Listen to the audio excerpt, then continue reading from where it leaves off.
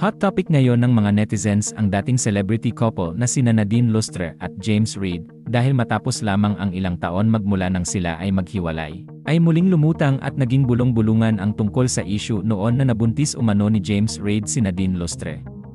Muling naungkat ang tungkol sa issue ni Nadine at James dahil na rin sa paglantad ng ilang mga sources na nagbunyag na ang former couple nga raw ay totoong nagkaroon ng love child noong panahon na sila ay may relasyon pa, kung saan ang revelasyon na ito ay nagdulot ng samut-saring reaksyon at komento mula sa kanilang fans at followers.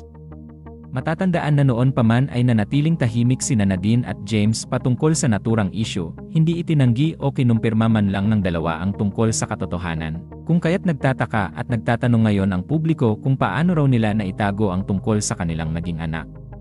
Samantala, kasunod ng mga revelasyon na ito ay kumakalat ngayon sa buong social media ang isang larawan, kung saan makikita sa nasabing larawan ang isang batang kasama ni Nadine at James, na ayon sa mga kumakalat na balita ay ito raw ang itinuturong naging bunga ng pagmamahalan noon ng dalawa. Ayon pa sa nasabing balita ay nasa humigit kumulang 5 years old na raw ngayon ang bata, na sa kasalukuyan ay nasa puder at pangangalaga raw ito ngayon ni Nadine, at nasa isang co-parenting setup daw silang dalawa ni James. Inilihim daw ito ng dalawa noon sa publiko dahil bukod sa kinailangan nila itong gawin para sa kani-kanilang mga showbiz career, ay nais daw nilang protektahan at ilayo ang kanilang anak mula sa magulong mundo ng industriya. Laking gulat nga ng mga tagahanga at taga-suporta ni Nadine Lustre at James Reid ang paglabas ng bali-balitang ito dahil buong akala raw nila ay tsismis lang ang lahat ng ito noon at gawa-gawa lamang.